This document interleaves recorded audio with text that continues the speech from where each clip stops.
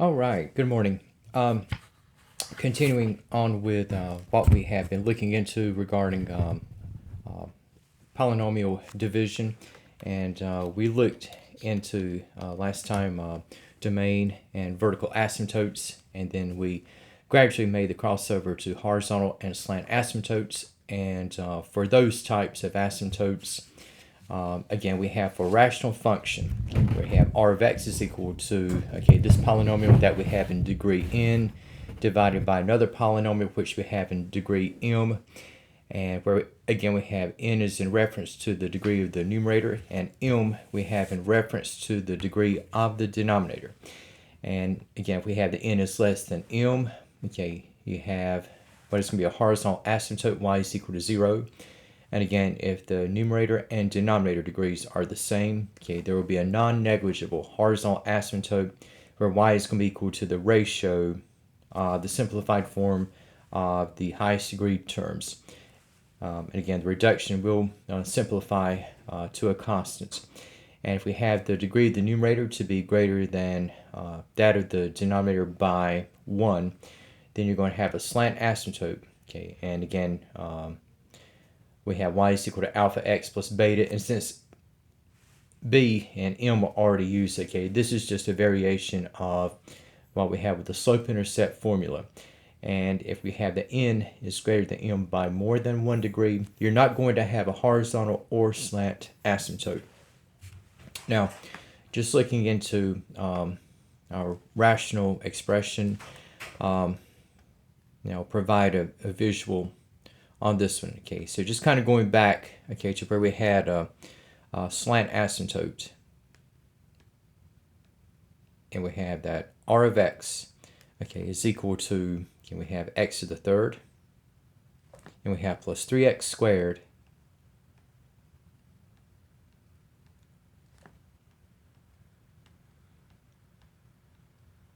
plus 4x plus 1, and again we have to be divided by the sum of the squares, whereupon we have x squared plus 1.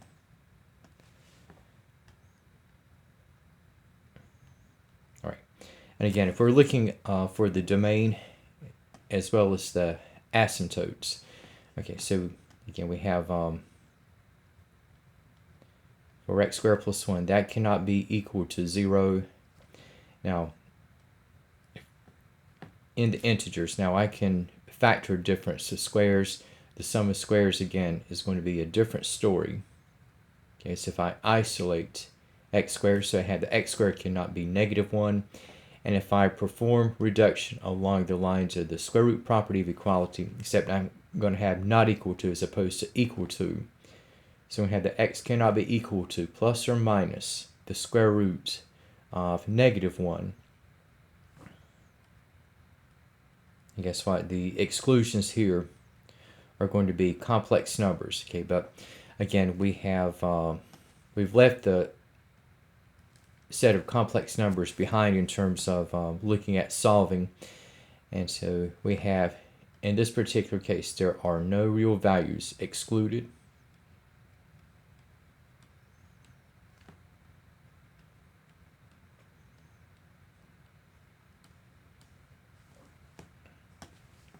They're just saying, once again, so you have no real values excluded. So what this means is that x can be anything from the real number system. It can be 0, it can be any negative real value, and it can also be any positive real value. And for what we have in the case of the domain, you're going to have the set of all real numbers, and in the interval notation, again, you have parentheses around negative and positive infinity.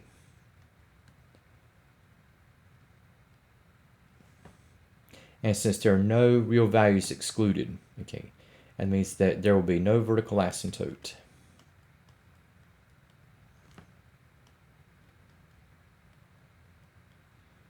So there's not going to be a vertical dividing line or barrier that's going to split the graph of this function. Now we have, however, looking at seeing if we have any other type of asymptote.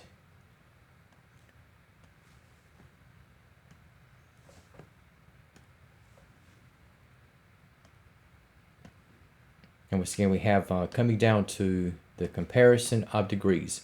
So in the numerator, okay, now the highest order term is x cubed. So we have the degree of the numerator is going to be a 3. And for what we have in the denominator, the higher order expression or term is going to be x squared, and that degree is going to be at 2. And now in terms of what we have, looking at how n and m are going to compare. So n is at 3, m is at 2, and n is greater than m by 1 degree. So we're going to have a slant asymptote.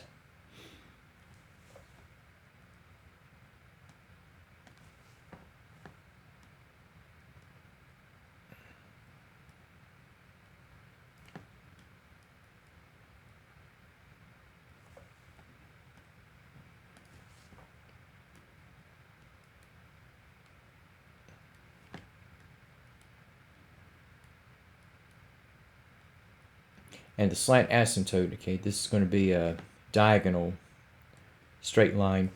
And once again, in configuring, okay, what the slant asymptote is going to be, we're going to look into polynomial division. So we have x squared plus 1, and we have taken into x cubed plus 3x squared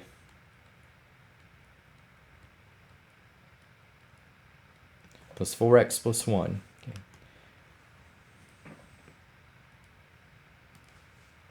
Okay, so again, I cannot use synthetic division directly, again, because the divisor starts off with a variable term other than x of first order. Okay, so we have, just looking at what we have in the process, we have x squared and x cubed will go x times. And if I distribute again, x over x squared is going to be x cubed. Now I could have said again 0x separating x squared from 1 just to kind of maintain somewhat a placeholder or term I could put underneath 3x squared. But if you don't include the 0x, that's fine. Just make sure that you have like degree terms lined up. So you have x times x squared is x cubed. X times 1 is going to be x, and x is going to be lined up underneath the 4x. And looking at what we have in looking at subtracting, so we're going to have x cubed minus x cubed will go out, and 3x squared, that is not touched, so this will be brought down. Now we have 4x minus x, okay, so this will leave us with 3x, and like 3x squared, 1 has not been touched yet, so this will also be brought down, and we can maintain the long division for x squared will go into 3x squared 3 times. And if I distribute, okay, so we're going to have 3 over x squared becomes 3x squared. And 3 over 1 is going to be a 3.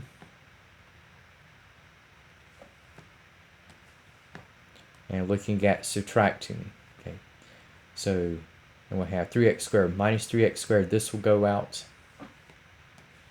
And 3x will be brought down. And we have 1 minus 3 is going to be negative 2. And if you notice, I cannot take x squared directly into 3x. Okay, so the remainder will be the binomial, 3x minus 2. But for the slant asymptote, okay, I'm not concerned with the remainder. I'm dealing with only the quotient. So again, for the asymptotes, there's no vertical asymptote, and the only asymptote we have is going to be a slant asymptote, whereupon we're going to have that y is equal to x plus 3. And I've been asked, okay, can you have both a slant asymptote and a horizontal asymptote? And the answer to that question is no. It has to be one or the other if there is to be such an asymptote. Okay, so we're limited to only these 4 rules. So either going to have a horizontal asymptote exclusively or slant asymptote exclusively, or you might not have either. And just looking at what we have from a graphing standpoint, and slant asymptotes are, to say the least, these are not the easiest to graph. And just looking at what we have for this particular rational function,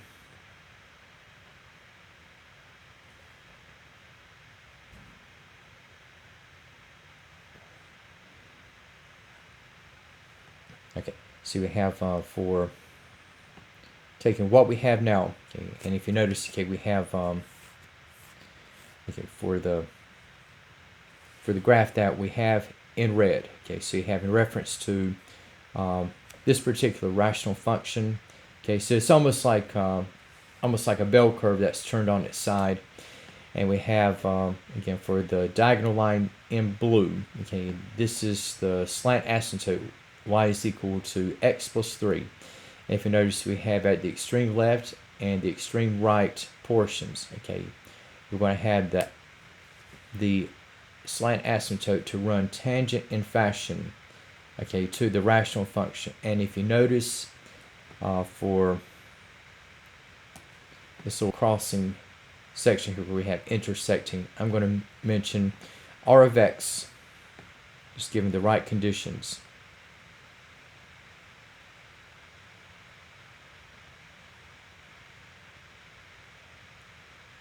Not always, but r of x can touch slant asymptotes and horizontal asymptotes.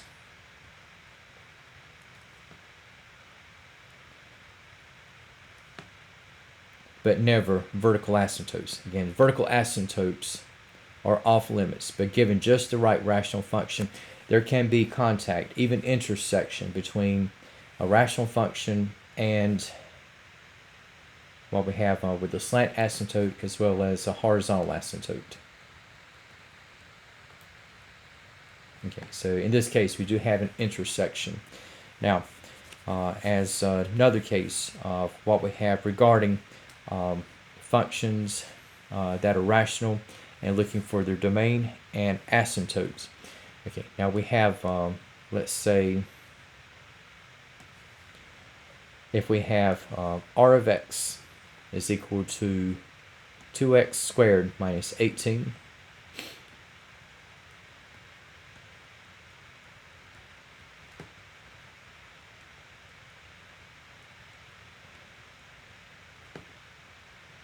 And say we have all over x squared plus 5x plus 6.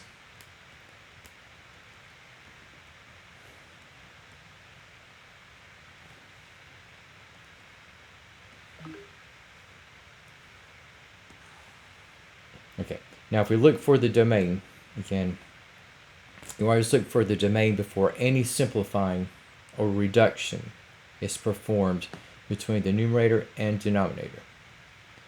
Again, so x squared plus 5x plus 6, the denominator cannot be equal to 0.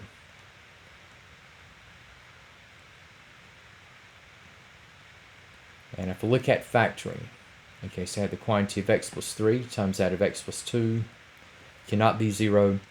So we have that neither x plus 3 nor x plus 2 can equal 0. So there will be two exclusions from the domain with negative 3 and negative 2.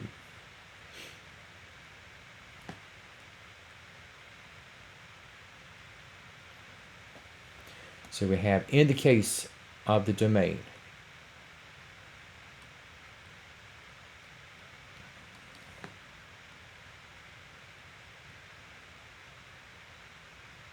okay, so you have those values, okay, that would be less than negative 3. You have those values of x greater than negative 3 and less than negative 2. So you have parentheses exclusively used, and the rest of the domain, you have those values of x to be greater than negative 2. All right, and now for what we have looking at the asymptotes. Okay, so on the side of vertical asymptotes, now if you notice, you have two exclusions from the domain, so there can potentially be two vertical asymptotes. But this would be as long as the factors concerning these restricted values do not cancel out.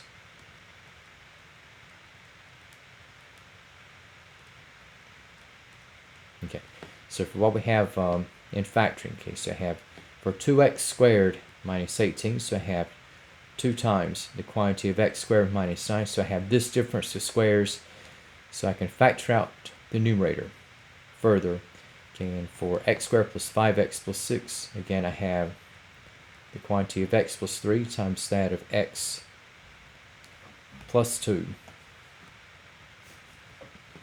Or x squared plus 5x plus 6. Okay, so I have the quantity of x plus 3 times that of x plus 2. And for the difference of squares, okay, so I have 2 times the quantity of x minus 3 times that of x plus 3.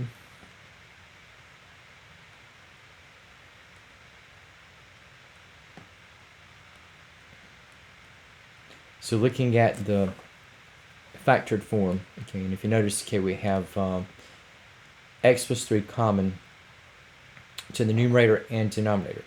And x plus 3 cancels completely from the denominator.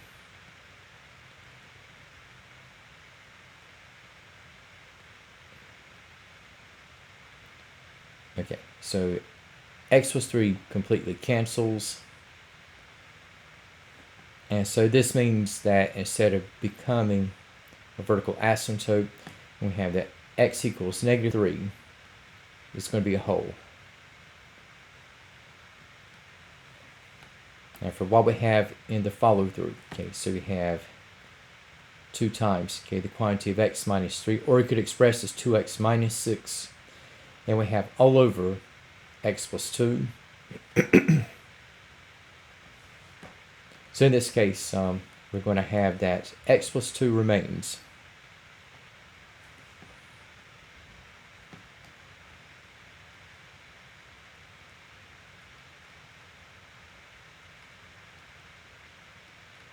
Okay, and any restricted value whose factor remains after the reduction, okay, that is going to be the vertical asymptote.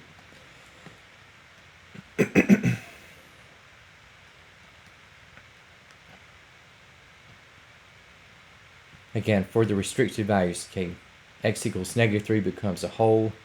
And again, we have with x plus 2 remaining, x equals negative 2 is the only vertical asymptote. All right.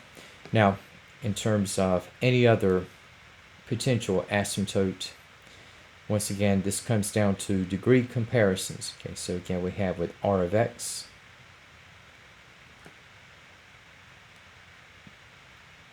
is equal to 2x squared minus 18 all over x squared plus 5x plus 6.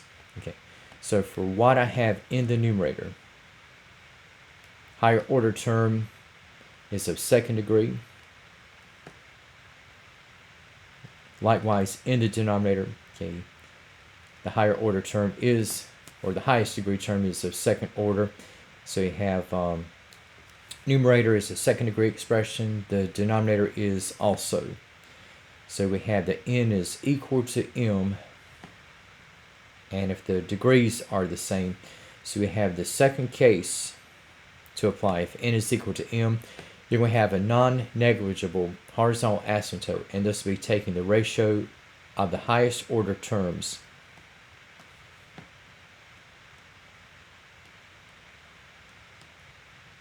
So for the horizontal asymptote case, you have y is equal to, and again for the numerator, the higher order term is 2x squared.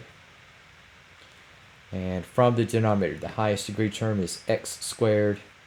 And 2x squared divided by x squared, okay, so that is going to be equal to 2. Okay, so you have a vertical asymptote at x equal to negative 2, and we have a horizontal asymptote at y is equal to 2.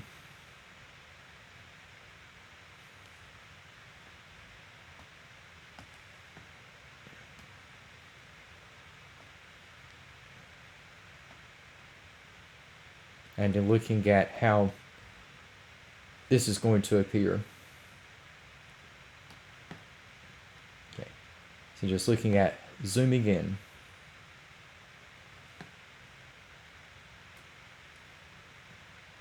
Okay, so we've got our rational function. And we have two asymptotes as well as a whole. Okay, so we have with the rational function 2x squared minus 18 all over x squared plus 5x plus 6. Okay, those are going to be those curves in the upper left and lower right hand regions. And then for the vertical line, this is in reference to the vertical asymptote at x equal to -2. And again, we have the line running horizontally. Okay, that is the horizontal asymptote, which we have at y is equal to 2. Now, at the extremes, okay, vertically, okay, you're going to have these sections to run tangent and never coming into contact with x is equal to -2. And then we have for the horizontal sections, this happens to be one of those rational functions that will be running tangent and never quite touching the horizontal asymptote y is equal to 2. Okay, but again, there are those functions where you can have contact with a horizontal asymptote or with a slant asymptote, as we had witnessed moments earlier. And also just mention, okay, at x is equal to -3, okay, you have a hole in the graph.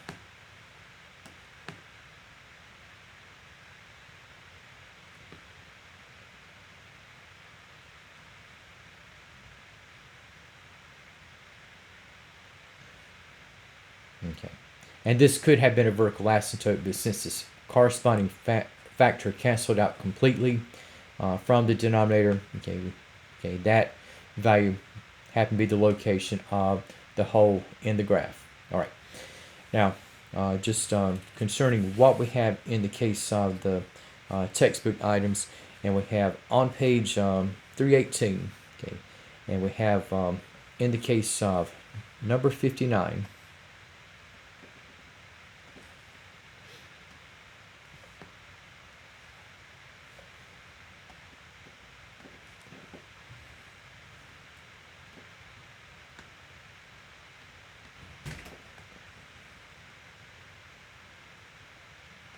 and for what we have in the case of number 59, okay, so you have a function f of x is equal to 4x minus 9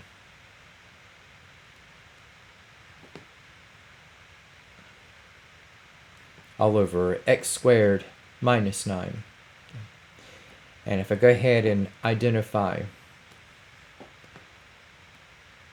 the exclusions from the domain, okay, so we have okay, so for x squared minus 9, okay, that cannot be 0. Yeah, so we just dealt with x squared minus 9, but that was in the numerator position, and now it is in the denominator. Okay, so we have the x plus 3 cannot be 0. Also, x minus 3 cannot be 0.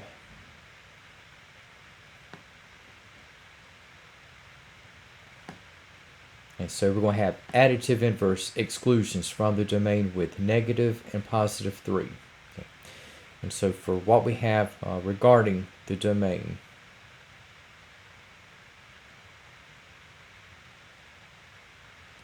okay, so you have those values of x less than -3.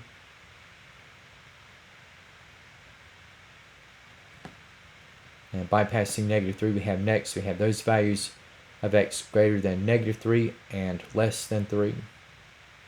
Again, bypassing 3, and we have the rest of the domain to be those values of x greater than 3. And in terms of what we have, let's see if we have any vertical asymptotes.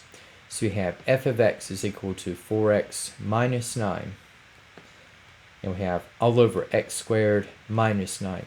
And in a sense, this function is already in simplest form, by just displaying this simplest form in factor terms.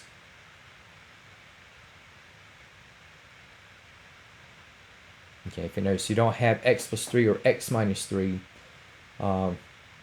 as factors in the numerator. Okay, so what's going to happen is that we have both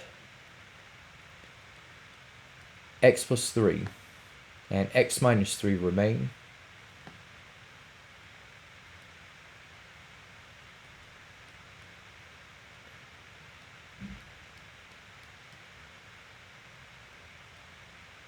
So this is going to mean that these two exclusions from the domain will form two vertical asymptotes.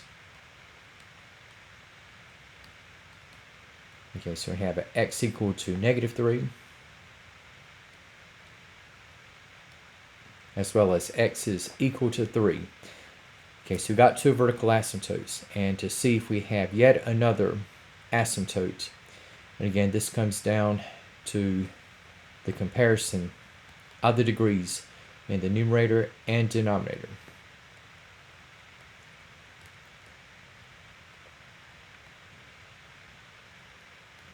Okay, so we have in the numerator, okay, so you have 4x is a higher order term, and this would be of first degree. So we have that n is equal to 1, and for x squared minus 9, so we have that m is equal to 2. Okay, and so n is at 1, m is at 2. So we have that n is less than m. So you're going to have the horizontal asymptote to be y is equal to 0. And that is going to be the x-axis itself.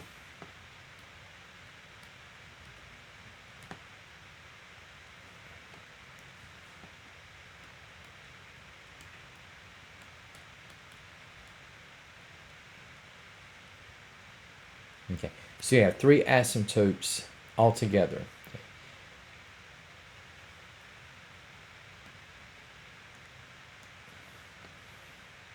And just looking at how things are going to appear.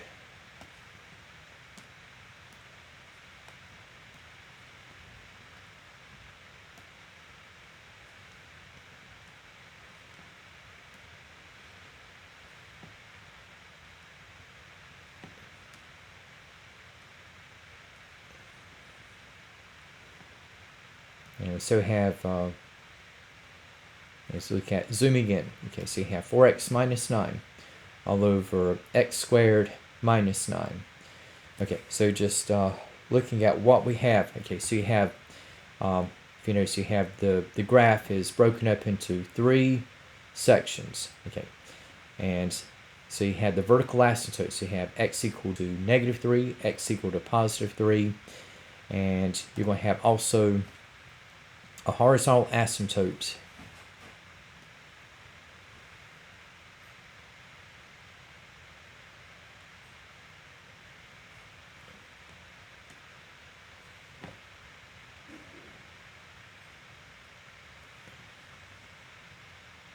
Again, that is going to be the x-axis.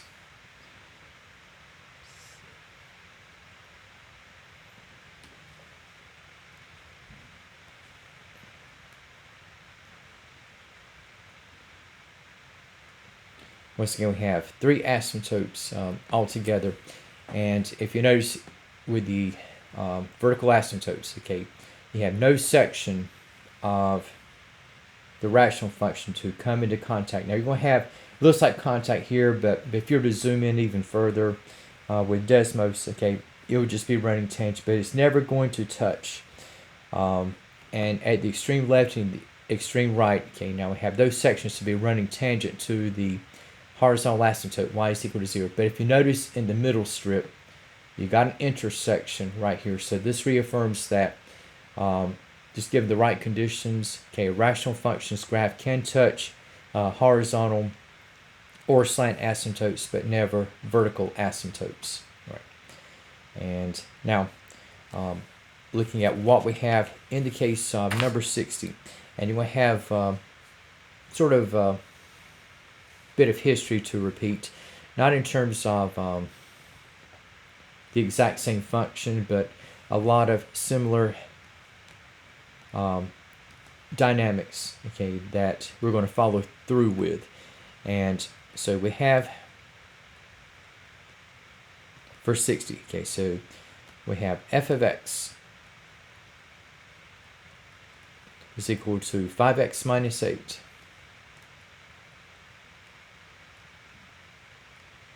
Then we have all over x squared minus 4. And once again, the denominator cannot be 0. Okay. And we have a difference of squares. Okay. which we can factor. So the quantity of x plus 2 times that of x minus 2 cannot be 0.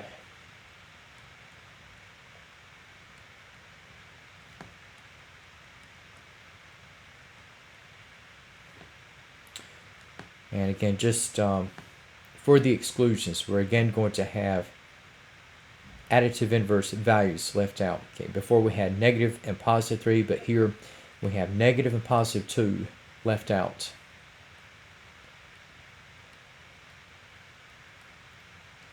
So we have for the domain, we have those values of x less than negative 2. And we have those values of x between but not including negative and positive 2.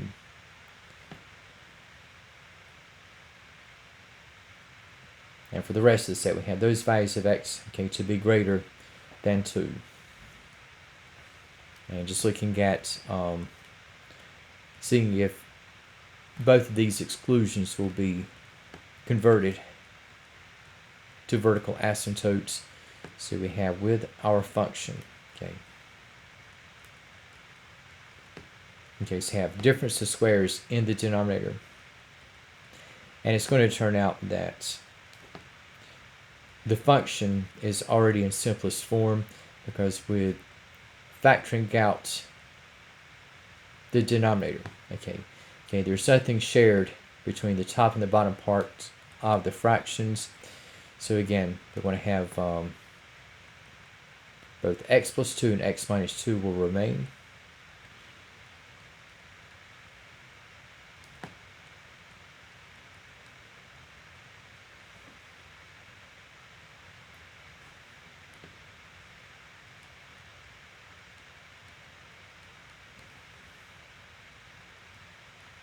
Okay, so that means both of these exclusions will reference vertical asymptotes. So you have x equal to negative 2 as well as x is equal to positive 2.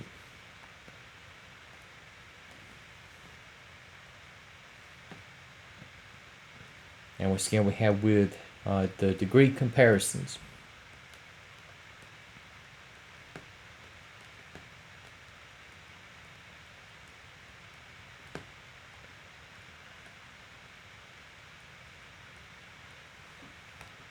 Okay, so you have with 5x minus 8, okay, so 5x is the higher order term in x, and that's going to be of degree 1. And we have an x squared minus 4, the degree of the denominator, as expressed by x squared. It had to be at 2. And so we're going to have the n, once again, is going to be less than m. And so we have in the follow-through, it's going to turn out that the horizontal asymptote, once again, is going to be y is equal to 0.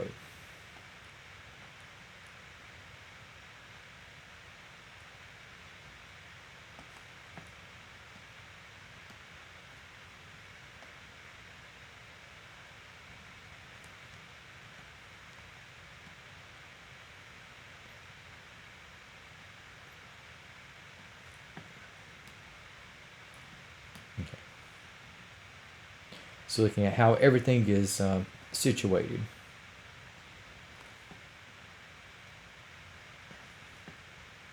Or will be situated. Okay, so again we have 5x minus 8 over x squared minus 4. Okay, again we have another rational function, okay, whose graph will be split up into 3 distinct regions. And again we have x equal to negative 2, x equal to positive 2. And once again just adding in the horizontal asymptote. Okay, so we have y is equal to 0, and so that is again going to be the x-axis.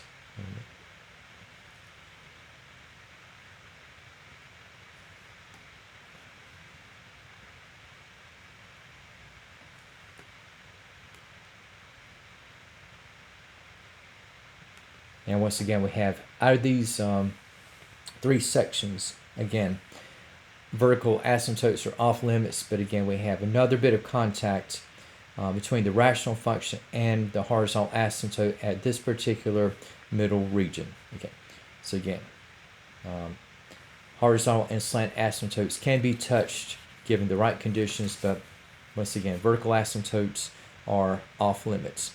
Okay, now for the next set of items, okay,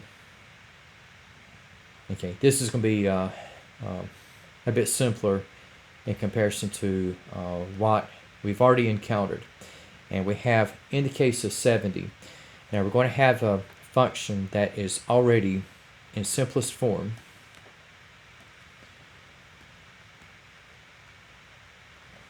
Okay, so you have g of x is equal to x minus 3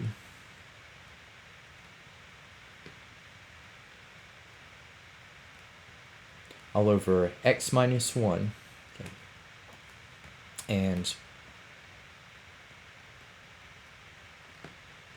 for g of x, now g of x is already in simplest form.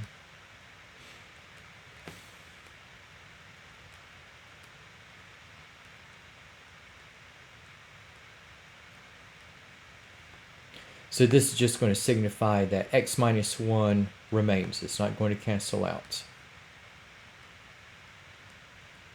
Okay. All right. Now, in terms of what we have for the domain, again, the denominator cannot be 0. X minus 1 cannot be 0.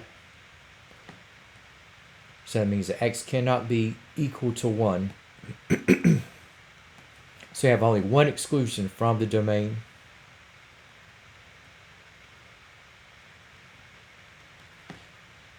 And for what we have in x in the domain, it's going to be one of two things. It's either going to be a value that is less than 1, or it's going to be a value that is greater than 1. And since the denominator expression x minus 1 remains, this exclusion from the domain is going to be the vertical asymptote.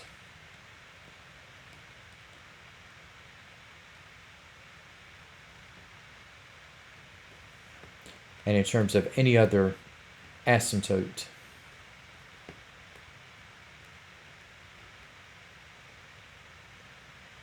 okay.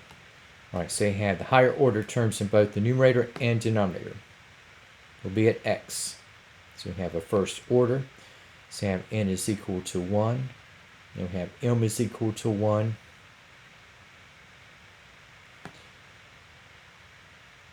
Now the degrees are going to be the same.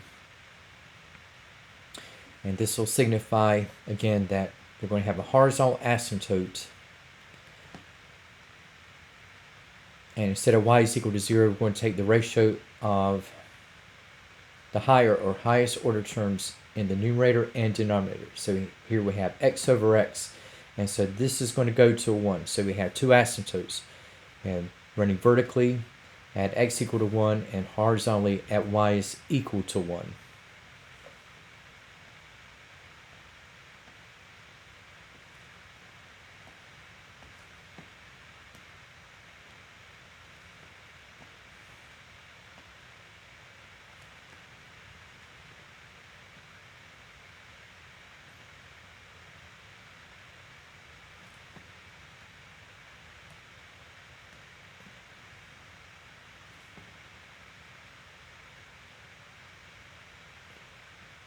Okay.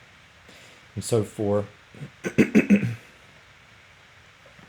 what we have here, okay, so you got the rational function split up into two distinct curved sections. And again, we have the horizontal asymptote, we have y is equal to 1, and we have the vertical asymptote at x is equal to 1. And so you're going to have at the extremes, up and down as well as left and right, you're going to have the graph of the rational function to be running tangentially to both asymptotes. All right. And now, for what we have in the case of number 72, okay, so we have going from g of x to h of x.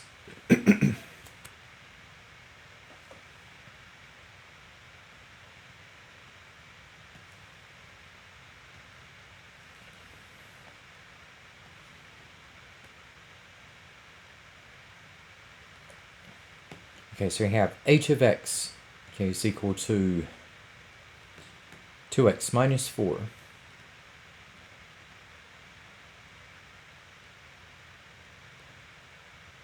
all over x plus 3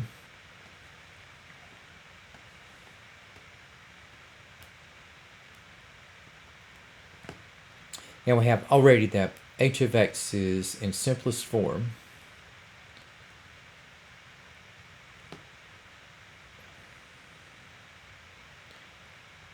So this would be that x plus 3 remains.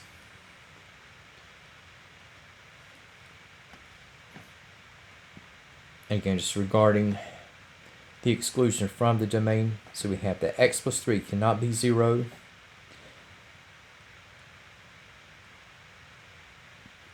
So we have that x cannot be negative 3.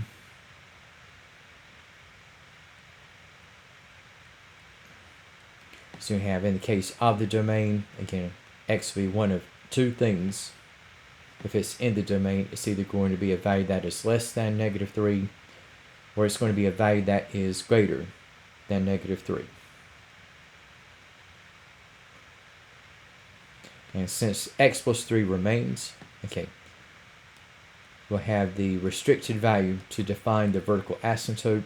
So we have that at x is equal to negative 3.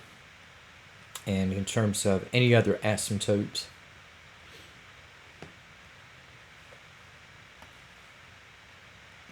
okay, so just looking at the degree comparison,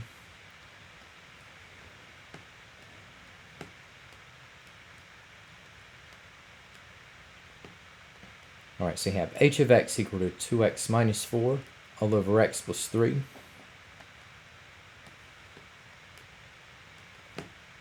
And once again, the higher order terms are first degree and x.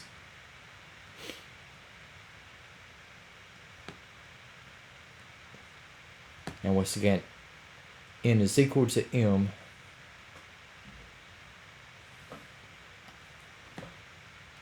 And we have, once again, this is going to be one of our cases where you have a horizontal asymptote. In this case, we want to have the constant form by taking the ratio of the higher order terms. So we have from the numerator, we have 2x. From the denominator, I have x. So this is going to reduce to y is equal to 2.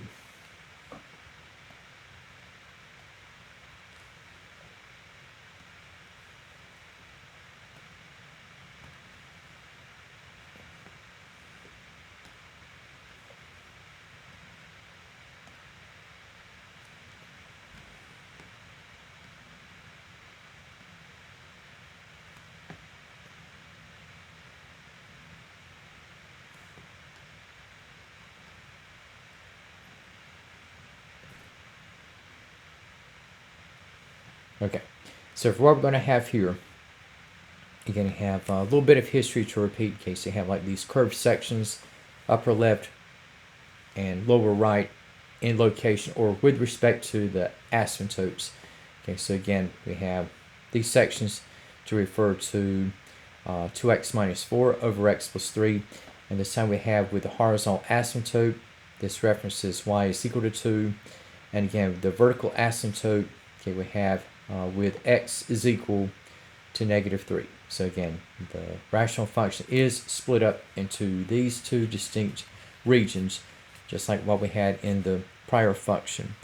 And now a bit of a change up with the next item. So 70 and 72, those are kind of like simpler items to work with, at least in comparison to the prior exercises and examples.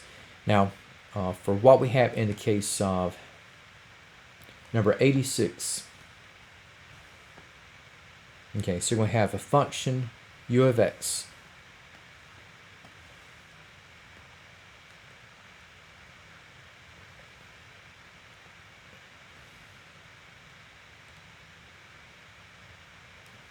Okay, so you have u of x, okay, so you have is equal to negative 3x squared. Okay, we have all over x squared plus 1. And from the very first example, or the example we started out with, you're going to have a bit of history to repeat, okay, because you got x squared plus 1 in the denominator. And again, this cannot be 0.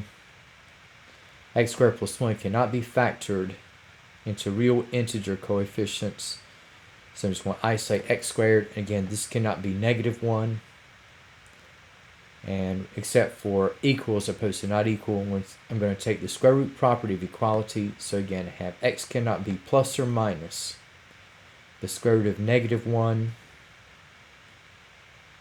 And the excluded values are not even from the real number system. So you have history to repeat, whereupon we have no real values are excluded.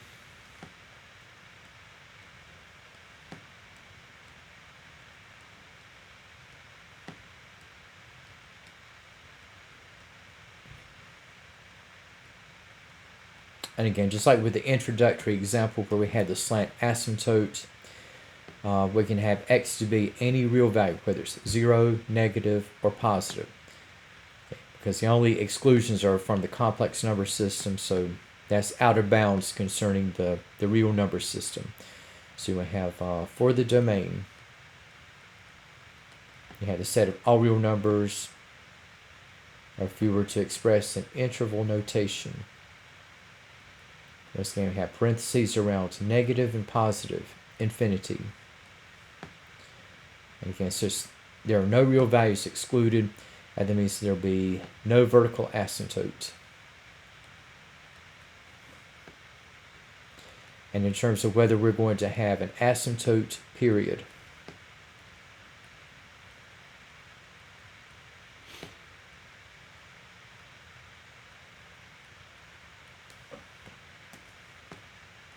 okay, so looking at the comparison of the degrees from the numerator and denominator. So we have n at 2, and from x squared in the denominator, okay, we have that m is equal to 2. And once again, we have the degrees in n and m to be the same.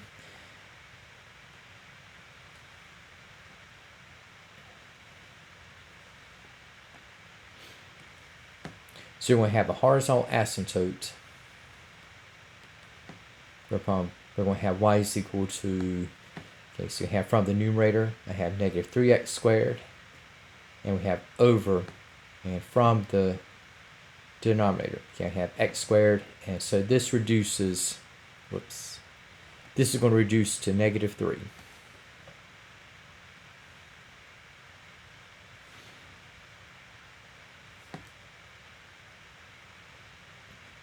Okay, so there's no vertical asymptote, and so the only asymptote we have is going to be horizontal, whereupon we have y is equal to -3. And so just looking at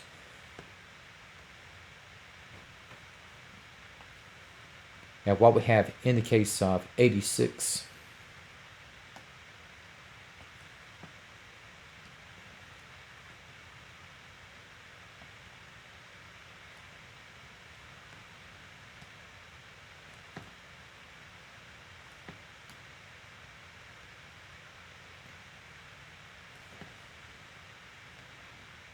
Again, there is no vertical asymptote. And for this rational function, this is going to look almost like almost like a bell curve, okay? And like, or what they also might refer to as a normal distribution curve. And here, okay, so you have y is equal to -3x squared all over x squared plus 1. And again, there's only one asymptote, and that is going to be at y is equal to -3. Okay. And so in this one, okay, so we have this particular graph. And again, so this is not going to be split up by any vertical asymptote. Now, in the case of what we have with number 90, okay, and this is going to be another sort of special case for what we have among our rational functions.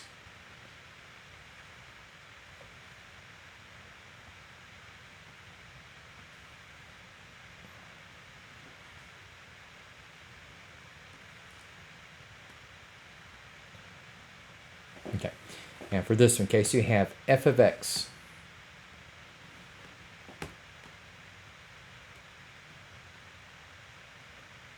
is equal to 4x to the fourth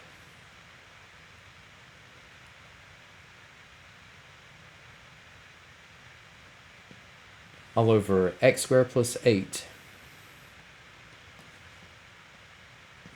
And once again, the denominator, okay, cannot be 0 for the function to be defined. And again, if I isolate x squared, okay, since I cannot factor x squared plus 8 into real integer terms, so if x squared cannot be negative 8, and so I have that x cannot be plus or minus, okay, the square root of negative 8. And guess what? I have a little bit of history to repeat because the exclusions are going to be complex numbers. So here I would have plus or minus the square root of 8 times I, and just for the reduced radical terms, we have the x cannot be plus or minus 2 times the square root of 2 I. Okay, so leaving out 2 times the square root of 2 I. So both of these exclusions are complex numbers.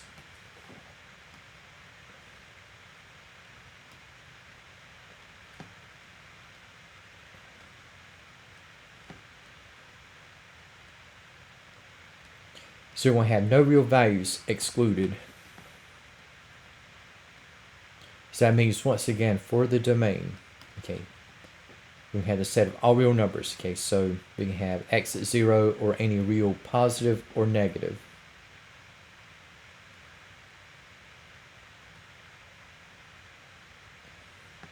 And once again, since no real values are excluded, there's no restricted value from which a vertical asymptote or hole can be formed. So you have no vertical asymptote.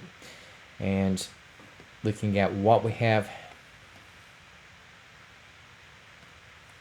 in the case of the degree comparison to see if we have any asymptote period.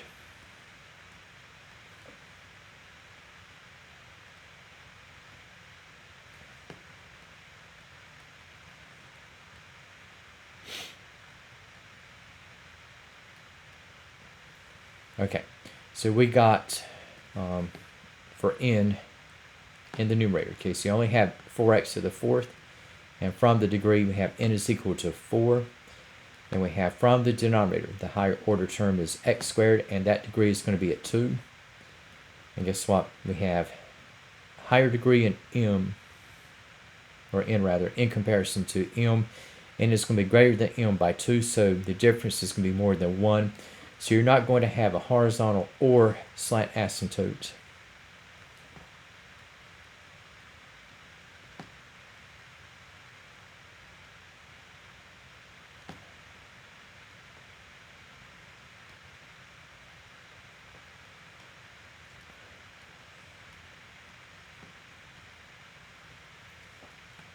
Okay, so in terms of vertical, slant, and horizontal asymptotes, you're not going to have any of them.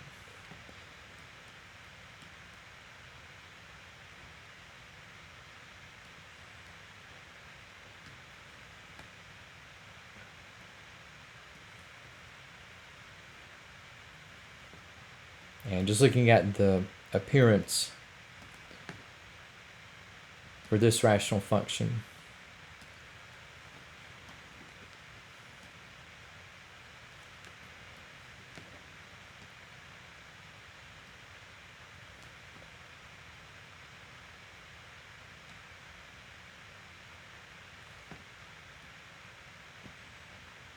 so just looking at going ahead and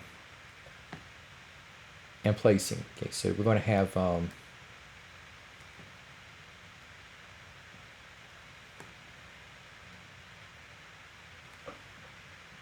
okay, and this graph, it looks almost like a parabola.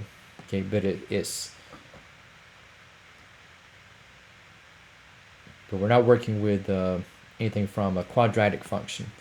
Okay, so we have in this one, now it might look as if, okay, just looking at the basis of the graph here, it might look as if you have vertical asymptotes, let's say maybe around x equal to -3 and x equal to +3, but what's deceptive about this is that as the ends go up, they slowly end up going slowly. I didn't get that. Could you try again? Yes, I'll try again.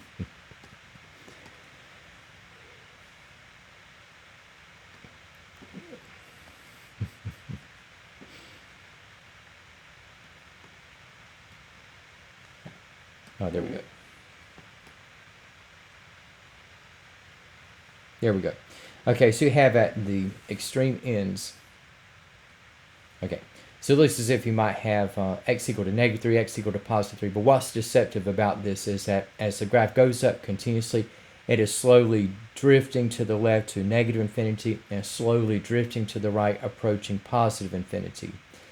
And we have at the base, okay, now you do have this to run tangent to what looks like the x-axis or y is equal to 0. But for that to be horizontal asymptote, you would have to have the continuous activity to where you have tangent at either the left or the right, if not both ways. Okay, so this one, it looks as if you might have horizontal and vertical asymptotes, but by the rules, we don't have any asymptote that applies to that particular rational function. All right, and tell you what, just for the next few moments, okay, let's see what we get for. Kind of get things set up here.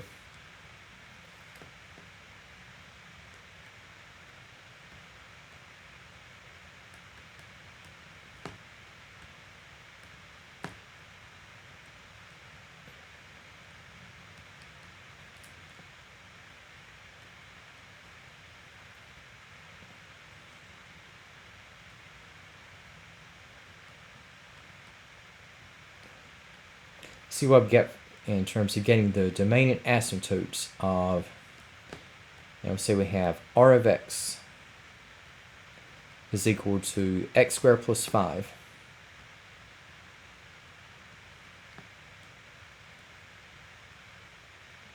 all over x plus 1.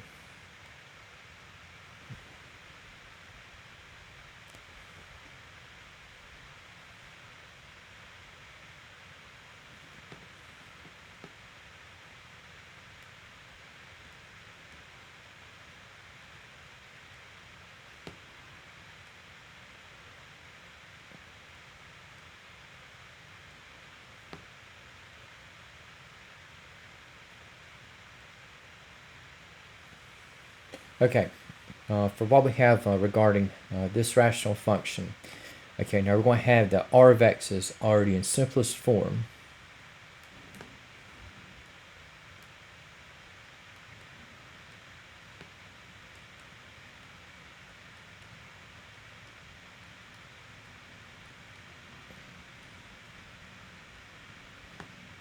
So that means that the denominator factor or expression is going to remain.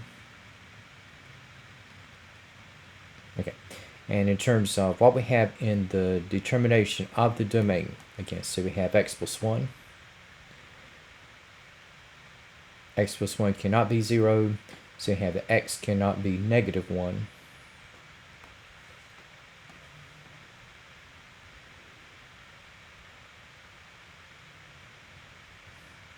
And so you have in the case of the domain, okay, so you have those values of x less than -1. You also have those values of x which we have to be greater than -1. And since that to which -1 corresponds to is going to remain, that means that the exclusion or the restricted value is going to define the vertical asymptote whereupon we have x is equal to -1. And for what we have in terms of any other asymptote,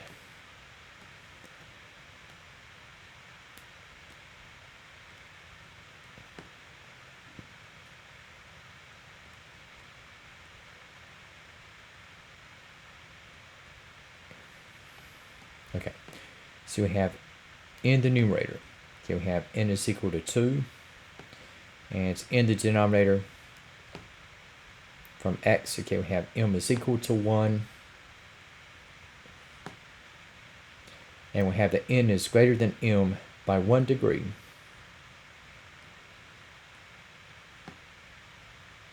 Okay, so we have a slant asymptote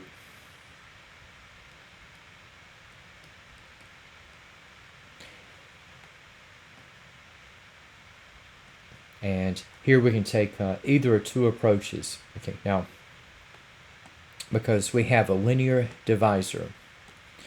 You can take either long division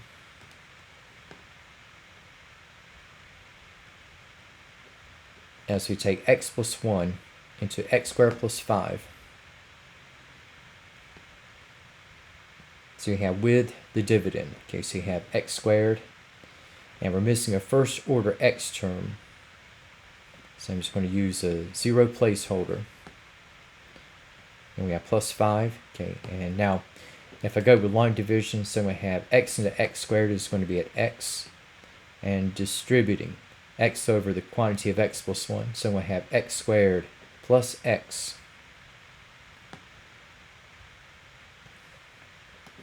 And again, just doing the row by row subtracting. Then we have x squared minus x squared will go out. And then we have 0 minus x. So this will be negative x. And then we have plus 5 to be brought down. And then we have x into negative x is going to be negative 1. And we have with distribution, negative 1 over x plus 1. That is going to be a negative x minus 1.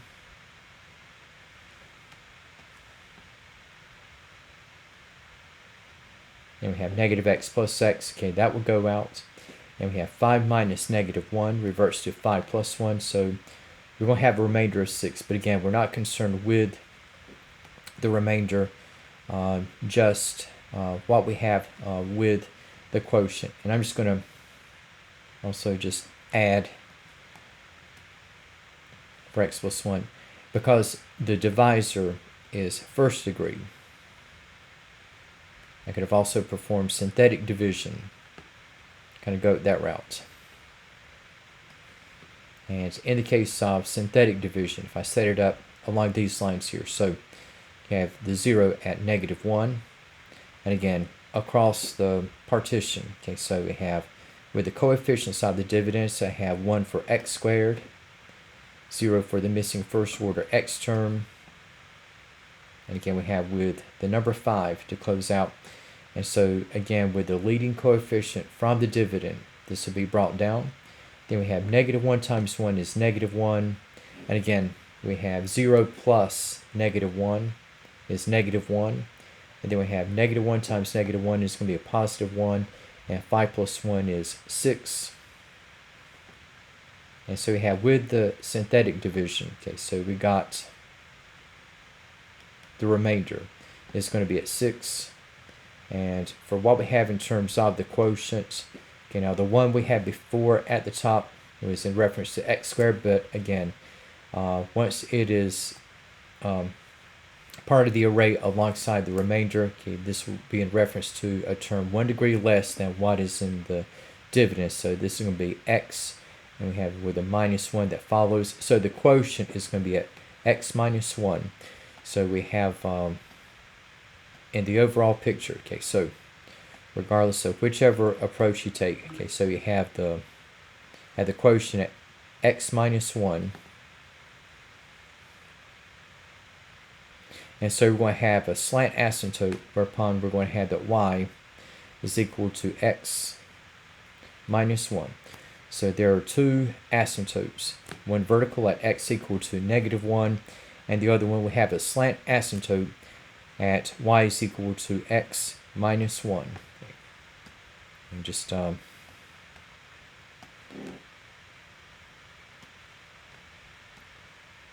just putting in what we have here.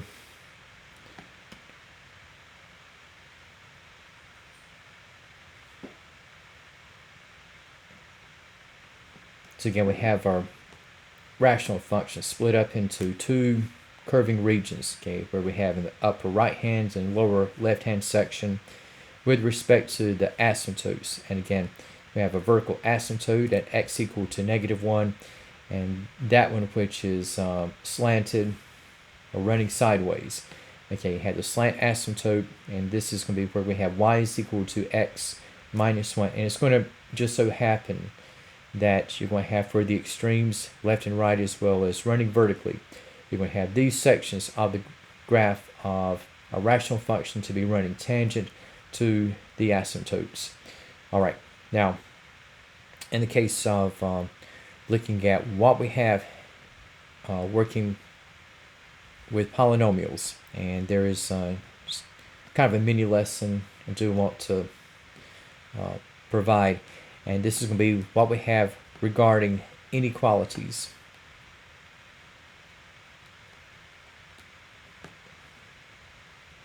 Okay, we have your inequalities like less than, greater than, less than or equal to, greater than or equal to.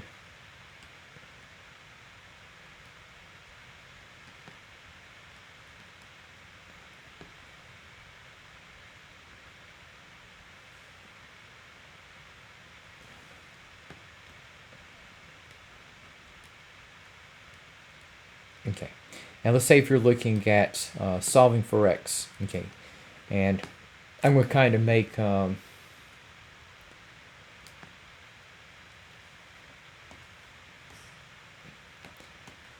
these 5 problems into sort of like one, just have one overall representation.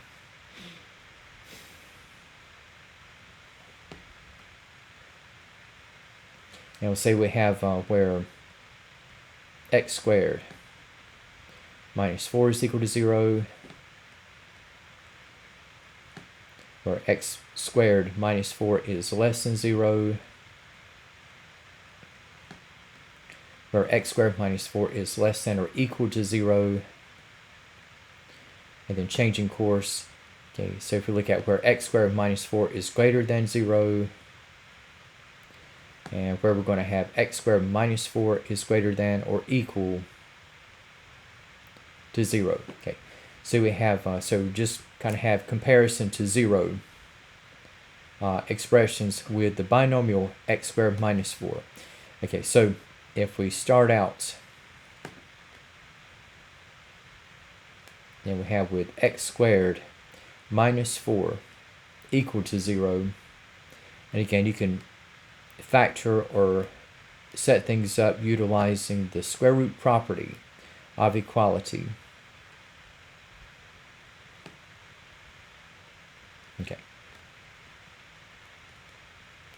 Okay, so here looking at the factoring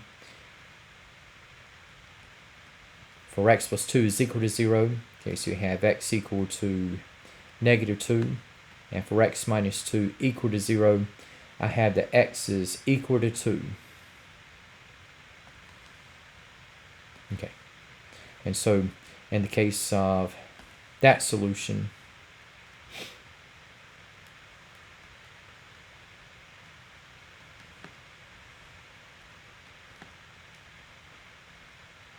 okay, so I have x equal to negative and positive 2.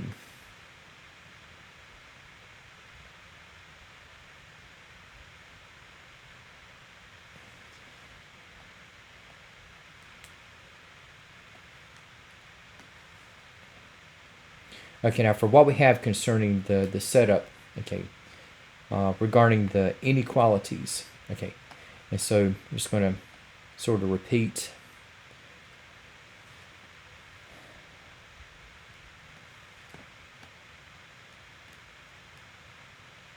and we're going to have with the zeros. Okay, so you have at negative 2 and positive 2. And what I'm going to do here is I'm going to set up a bit of a table.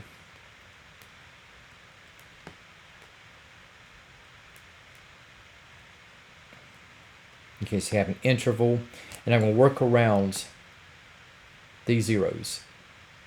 And working with what we have in the real number system. Okay, so we'll start out with those values of x, okay, that will be less than negative 2.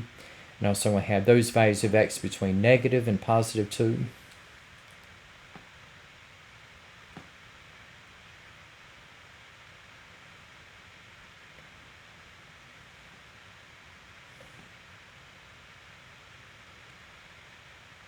And we have those values of x to be greater than 2.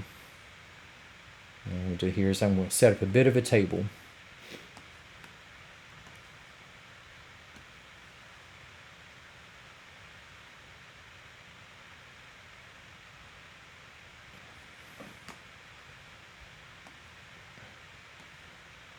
And just separating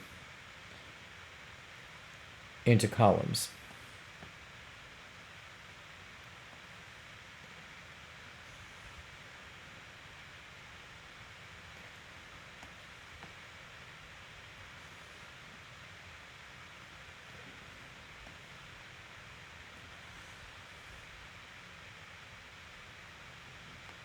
Okay, and what we're going to do here is I'm going to insert what will be regarded as test values.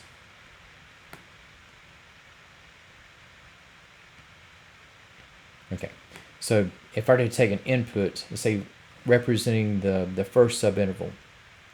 Okay, so you have anything less than -2. So you'd be looking at like a number that is less than -2. -3 would fit the bill. Then over here between negative and +2, but not including negative or +2, I could, if I want to go with an integer, I can choose -1 or 0 or +1. Okay, so I would just go with 0. And then for anything greater than 2, they could choose like 10, 15, 1,000. But I think I'm just going to go with the number 3.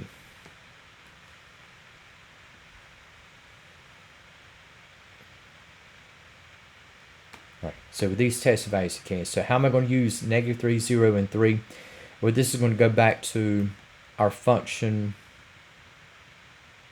where we have f of x is equal to x squared minus 4. That is that expression that I have set equal to 0, and we'll be comparing to 0 throughout the inequalities.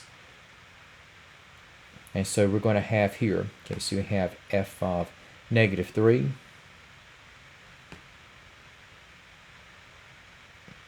so you have -3 squared minus 4. -3 squared is 9, and 9 minus 4 is going to come out to +5. And we have with f of 0, f of 0 is going to be 0 squared minus 4. 0 squared is 0. And we have minus 4. And so we have with this output, okay, so this is going to be -4. And for what we have in the case of f of 3, and we have 3 squared minus 4. So 3 squared is 9, and 9 minus 4 is going to come out to +5.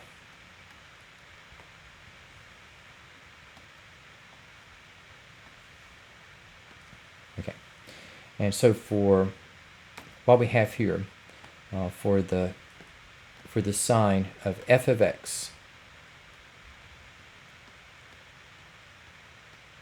okay, anything you plug in less than -2 is going to result as a positive value.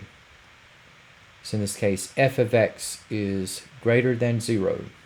Anything I plug in between negative and +2, but not equal to negative or +2, the output is going to be a negative. So we have the f of x is less than 0. And then anything I plug in greater than 2 for x, the output is going to be positive. So we have the f of x is greater than 0. Okay, and so just looking at what we have now. Okay, so where we have x squared minus 4 is less than 0. X squared minus 4 is less than or equal to 0. X squared minus 4 is greater than 0. And x squared minus 4 is greater than or equal to 0. Okay, so I'm just kind of referencing what we have with, say, with f of x is less than 0, f of x is less than or equal to 0, f of x is greater than 0, and f of x is greater than or equal to 0. Okay, so we're going to have for the respective solutions. Okay.